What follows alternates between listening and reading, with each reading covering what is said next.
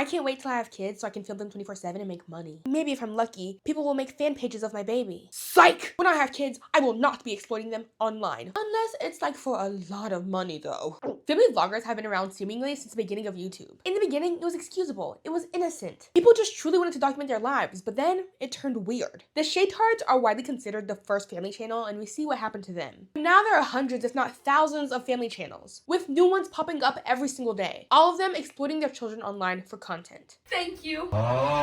When it comes to family channels, I have a few main issues. One being exploitation. Two being, when you post your children online, you are possibly exposing them to harmful people. Some people think the odds of somebody taking your content that's innocent and using it for nefarious reasons is low, but I personally think if there's possibility at all, it's not worth it, no matter how much money you're offered. The family vloggers I want to talk about today are Micha and Kiyomi. I wanted to talk about them for a while now, but I've been a little bit afraid because they have a much bigger channel than I do, and I know they have kind of a cult following, but I have seen that a few other creators have started talking about them, so now I feel emboldened to speak my truth. Kiyomi and Micha became popular around 2024 because they were a lower income, young, relatable family who lived in a van and on a mattress on the floor with their cute baby who they used as a prop. And I mean, they genuinely used her as a prop in their videos. I'm sure we have all seen videos of their oldest daughter, Suni, on our For You pages. She is adorable. I get the hype. Adorable baby. Wow, so cute. It's funny because she doesn't know what's happening. But the issue is, no matter how cute your baby is, I hate family channels, especially when the whole reason people like your channel is because of your child. There are literal fan pages for their children. It's exploitative and opens kids up to unnecessary danger. For that reason, whenever Suni is on camera and I'm showing a clip that involves her, I will be blurring her face. Because what if in the future they do decide that they want to stop making this kind of exploitative content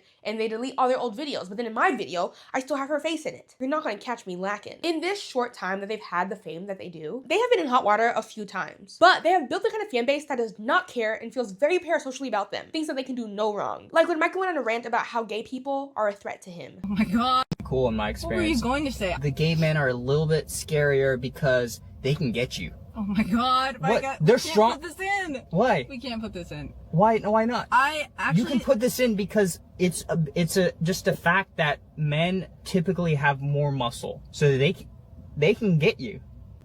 Okay, that doesn't mean they'll necessarily try to get you. Right, but if they wanted to, they could.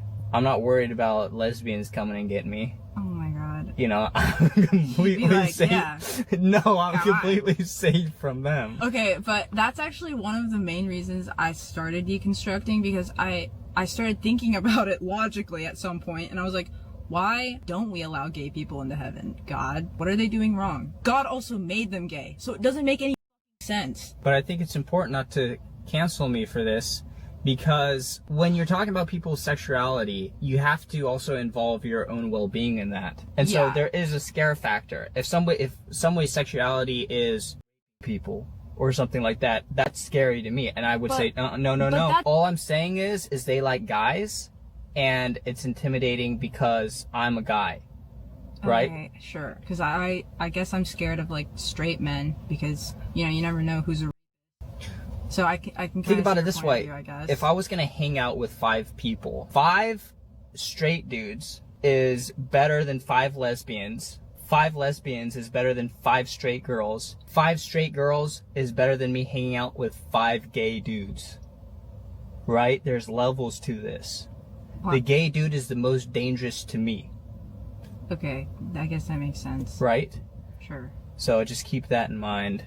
It just When you're kind of thinking sounds about- bad. But I do get what There's you're saying. I will say, for added context, they grew up very sheltered and religious. There are rumors going around that they grew up in a cult, but they have many times disproven this and said they did not grow up in a cult, just religious. I think the idea that you think that gay men are more of a threat to you than straight men is crazy. I think what you're actually just scared of is men. Sexuality has nothing to do with it. Just be like, I love gay people.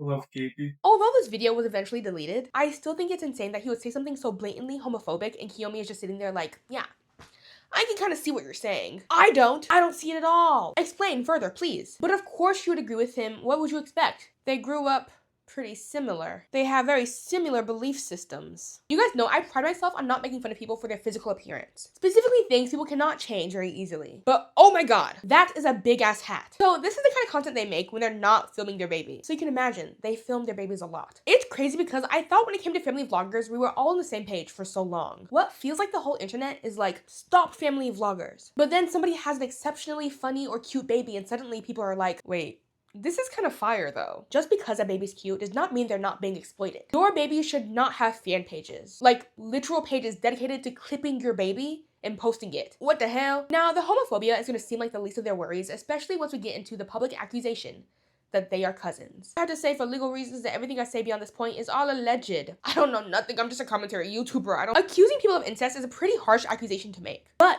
it came from their own lips. Before they got popular, this is a comment exchange between Kiyomi and a commenter. Somebody commented, "She's so freaking cute, but are you guys gonna explain the whole first cousins thing? No hate for real. But how did that come about and what did your parents say?" That same person commented, "In my country, 30% of all marriages are first cousins, so like genuinely, no hate." Kiyomi replied, "Yeah, we're second cousins and we've been together for like 4 years now. But I might hop on Twitch and talk about it a little more if people ask. LOL." Now their fandom defends them tooth and nail and says that this is just all jokes. They're just edgelords kidding around. But nothing about this screams joke. And there is so much more evidence. The first and most obvious being that they are not married, but somehow have the same pretty niche last name, Vining or Vining. Now, I have never encountered this last name in America. I'm sure in other countries it's much more popular, but at least here, it is not that popular of a last name. So the fact that they both have the same last name is a little suspicious. Next, years ago, Kiyomi posted on Instagram her hanging out with a whole bunch of people. And then somebody commented, "Imagine having friends." Then Kiyomi replied to their comment saying, "They're all my cousins, LOL." And in this carousel of photos, one of them is her and Micah. Remember kids, the internet is forever. Fuck! If this still doesn't convince you, don't worry, there is still more proof. There is a Vining family photo that clearly shows both of them in the family photo. But just because people are cousins does not mean they're blood related. Just being cousins does not incest make. But the issue is that they are blood related. They are just blood cousins. Internet sleuths do what internet sleuths do and found out their family tree. I guess not everybody has a job, me included. Now I'm gonna show you the family tree, but I'm gonna blur out all the names that are not theirs. So what it looks like is Kiyomi's parents are Micah's cousins, which in my head, I feel like that means Micah should be her uncle, but I guess the cousins of your parents are your cousins too. Also, side note, they're related on their white side. They are both half white and half Asian. In my research, I saw quite a bit of content saying that they can't possibly be related because their Asian ancestry is from different parts of Asia. But they are not related on their Asian side. When you're looking at this tree, you'll see that Suni is technically Kiyomi's daughter and also half cousin. Neat. Now, if that is still not enough evidence for you, one of their other cousins came out to confirm that yes, they are in fact cousins. A lot of you guys wanted proof.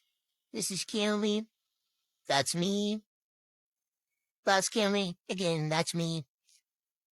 I'm not making this video to hate on anybody. I love Kiyomi. I don't really know Micah like that, but I'm not hating on them. But a lot of people have been saying stuff about the family. Not everything is as it seems. But yes, they are cousins. That's it. It's not their marriage or anything. A lot of people are saying they're not cousins or it's a joke. It's not a joke. They are cousins. So, I'm not gonna come on here and, like, air out personal stuff, but don't believe everything you see on the internet. And the cousin thing, you can find that online. It's on her YouTube. It's in some of her old TikTok and Twitch stuff. So, and she did make that comment. Somebody posted it where she said that they are actually second cousins, which they are. And that she's gonna make a story time. But yeah, that's about it. You couldn't possibly need more proof than that. If you still don't believe that they are allegedly cousins, I can't help you. Now, there are a lot of ethical issues with incest, the main one being the higher probability of genetic abnormalities. Because when you're cousins, you have more similar genes. Wait, things sound like they're about to get a little sciencey.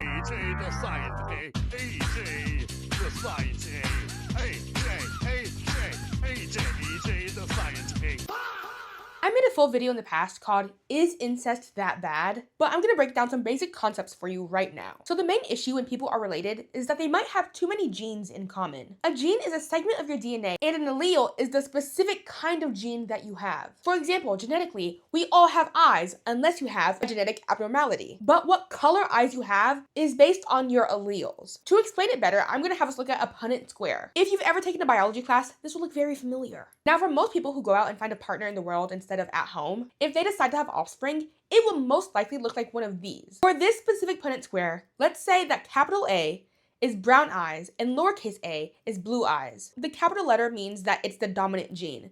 Brown eyes are the dominant gene. Blue eyes are recessive. So both parents in this example are heterozygous. This means they have two different alleles. They have uppercase A and lowercase a, meaning both parents have brown eyes because they both have an uppercase A, but they are both carrying the lowercase a gene. They both have the blue eye gene, meaning if they had a baby, that baby will probably have brown eyes. But there is a 25% chance that baby might have blue eyes. That also means that there is a 50% chance that they will have a baby that has brown eyes but is also a carrier of the blue eye gene, meaning they could still pass it down to their kid, which means hypothetically there could be a family that for generations all has brown eyes and then randomly one of them has blue eyes. Because they've been carrying this gene for so long and probability has just been in their favor, meaning the dominant gene has won out most of the time. Now, if we changed uppercase A and lowercase a from blue eyes and brown eyes to something like a disease like sickle cell, it's still the same. Uppercase A is the dominant gene, meaning you do not have sickle cell. Two uppercase A's mean you do not have sickle cell and you are not a carrier. Two lowercase a's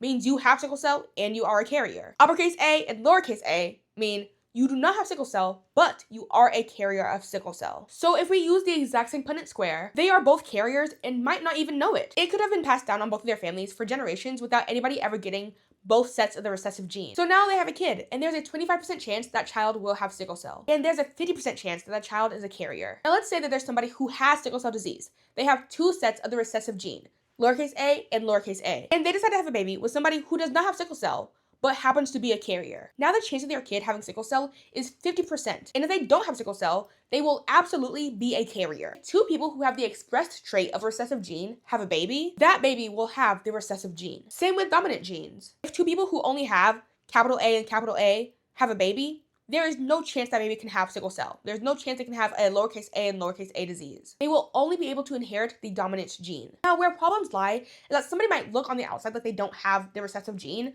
but they are still a carrier. They might have the recessive allele, and nobody knows. That is the problem with incest. You and another family member could have the same recessive gene and not know. Incest makes it a lot more likely that two people who have a baby have the same recessive alleles, and that makes it more likely to be passed down. That's why people say that blue eyes were caused by incest. Now, most people when it comes to traits like eye color or hair color, their Punnett squares look like this. Any mixture or combination of alleles, and there's no problem. But when you're talking about genetic disorders, which tend to be rare, like sickle cell, the average person's relationship looks like this. Uppercase A and uppercase A with another person who is uppercase A and uppercase A. This is what the average relationship looks like. Most people do not have sickle cell. Most people are uppercase A and uppercase A, meaning the dominant gene is to not have sickle cell. So neither partner is going to have it, and they don't have to worry about being carriers. Meaning if somebody who's uppercase A and uppercase A has a kid with somebody who has sickle cell, they don't have to worry about that kid getting sickle cell. They just have to worry about that kid being a carrier. Now, let's say there's somebody who has sickle cell, lowercase a and lowercase a, and they decide they want to have a baby with their cousin who does not have sickle cell. Because they are related, there is a higher chance that that cousin has a sickle cell allele. Even though they don't outwardly have sickle cell, they might have the gene. It's actually almost guaranteed, because the only way for cousin 1 to have full-blown sickle cell is because they got a recessive gene from both parents, meaning cousin number 2 has a 50% chance of being a carrier. Either way, their Punnett squares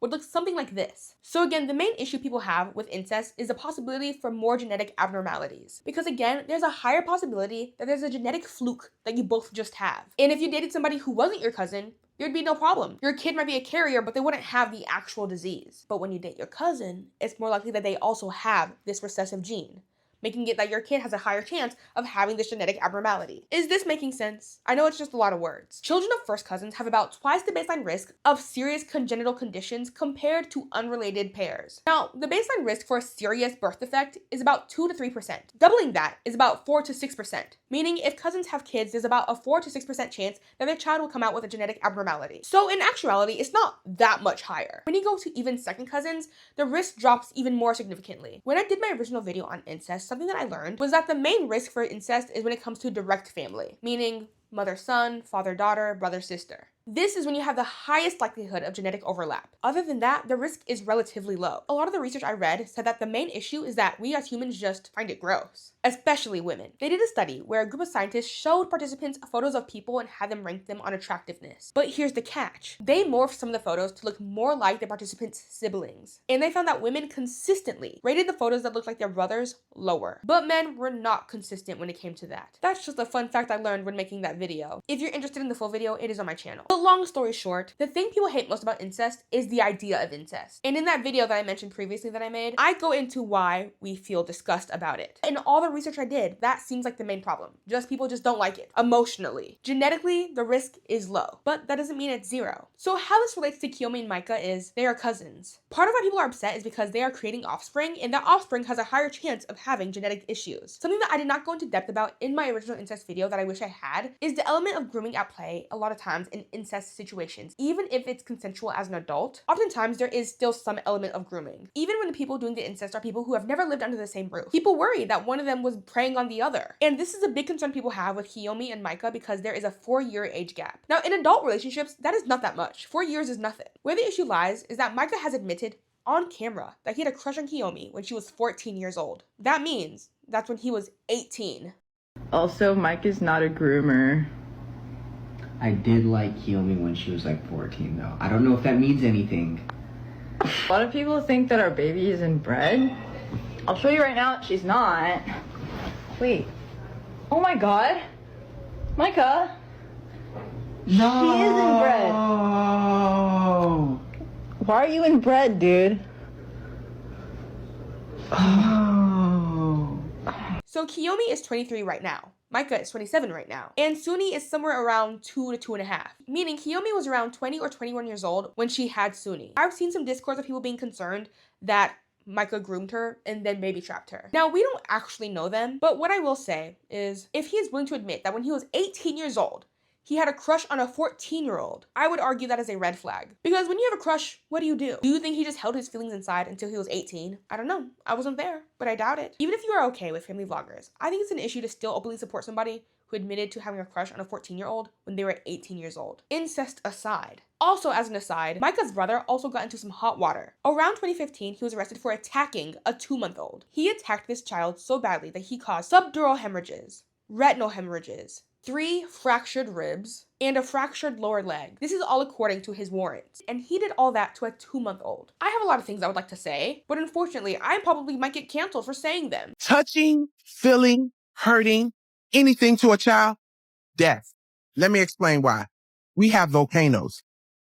Why are we not using them? So when it comes to the Micha and Kiyomi situation, it looks like a lot of the criticism is because people do not like that people are willing to support a couple that is openly incestuous and has a kid. But not only that, but the history about how their relationship started, it gives a bad vibe, and I do not blame people for feeling negatively about it. Incest is something that happens in a lot of cultures and in some places is very normalized. But in the West, it is very frowned upon. So when we see it, it's kind of a shock to the system. I personally don't like it, but it's not my life. No matter how much hate or criticism they get for it online, what do we want them to do? They already have the babies. They already have 2 of them. What do you want from them? To break up? Because they're not going to. I feel like if they want to vlog just the 2 of them and talk about how scary gay people are or whatever they talk about, that's their prerogative. But I think it's unfair to force children to be part of that content or have their face associated with it, especially when barely any states have laws in place protecting children who are in family vlogs. It's exploitation, and also once you have pictures of your child on the internet, they are there forever. Here are just a few examples of how social media has desensitized us as parents. We're at the park and your 5-year-old daughter was in a pretty dress. She was pretending to be a ballerina. She was jumping around, dancing, twirling.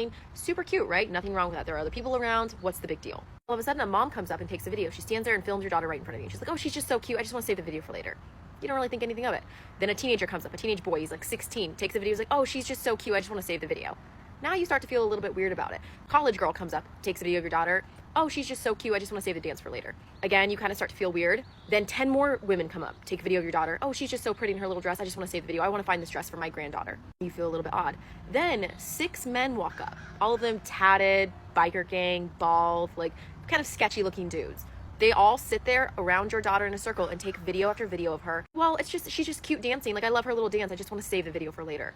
In that moment, alarm bells are ringing. You immediately would either 1, ask them to delete the videos and to leave you alone and go away and protect your child, or you would most likely call the police. And that's what happens every single time you post a video of your daughter dancing online. That amount of people save that video. Okay, they click save, they download it to their phone, they can have it for forever to use in whatever way they wish. That's honestly a small example because most of these videos have 100, 200, 300, thousands of saves on them in addition to the likes that they have. So you cannot control, you have no idea, even if it's 10% of those people who have ill intentions. Like, do you realize, like, you would not let a stranger on the street take a video and videotape your child and save that video? You would be absolutely perturbed by somebody walking up and taking a video and saving it to their phone of your child, but yet you do it every day online. You just post your child out there for anyone and everyone to see. Millions, thousands, hundreds, it doesn't matter how many people. If any of them have ill intentions, all it takes is one. I really personally feel like family vlog channels should be banned. There's literally no reason they need to exist. I could take it one step further and say, I think it should be illegal to post your child online, but maybe I'm taking it too far. But I know it'll never actually happen because the people who are in charge are the same types of people who enjoy that kind of content. But a girl can hope and dream, can't she? I feel like people who are already anti-family vlogger do not watch them. But if you are on the fence, maybe this will help sway you. Listen up, hear. Why are you watching family vloggers still? Why? You shouldn't be out dying on that hill. Standing on business. Maybe I can help you find something else to do. Let me help you. Like read a book, watch a documentary, Increase your knowledge. go sign up for retreat, Or a petition or something. anything but giving money to parents that are greedy. They don't need to use their kids, trust me. I don't see the hype. Maybe there's something in my eyes. There Wow. are so many better things to watch. Like what? Like maybe AJ talks a lot. Hey, that's me. Or Smosh. Anything, or actually. anything on the internet that doesn't involve children. It's actually not that hard. In conclusion, I have beef with every single family vlog channel, and it's personal. But this one in particular is very interesting. You don't see many family vlog channels that have fan pages dedicated to their child. It's weird. That's where my main issue lies with Micha and Kiyomi. They have exploited their child to a point where she is her own micro celebrity. And she's 2. That should not be a thing that happens. They have built enough of an audience now that I bet if they decided to stop posting Sunni, they'd still be making bank. Their views are so high. It's an easy switch, honestly. Just film the same content you do, minus the baby. Yeah. Thank you for watching. Thank you for subscribing. Thank you to my patrons over on Patreon. Like the video, hype the video. If you want to follow me anywhere else, it's under @AJTalksAlot. So like Instagram, TikTok, Cameo. Stream my song Lizzie. Bye. I'm on my period and it's fucking with me so bad. Like, look, like, what is that? And not just my period isn't just making me eat this, but genuinely, like, I feel like I look like a genuine frog today. Like, I'm looking at myself in the camera and I feel like I look like a frog and I can't unsee it, and it's genuinely making me feel kind of panicky inside because why do I look like a frog? Like, genuinely, like, what's up with that? I've never really felt very frog-like. Something's off about my face. I can't figure out what it is, but you know what they say. Actually, I don't know what they say. I'm lying. See, that's so much better. I don't know why it always, like, messes up. Is it too straight now, though? I like it when it's a little bit less uniform, but it just needs to be not so long for these pieces. Okay. I don't know. In one of my videos where I cut my bangs, somebody was like, do you have OCD? And I'm kind of like, how could you tell? I talk about it with you guys sometimes, but I do, in fact, have OCD. And it manifests usually in different ways, not really as, like, perfection type things. But I guess maybe this is a manifestation of my OCD symptoms, but I don't know. Put this part at the end of the video. I thought love had to hurt, but then I met her. The night the stars took gold, brighter than I'd ever seen before. She brought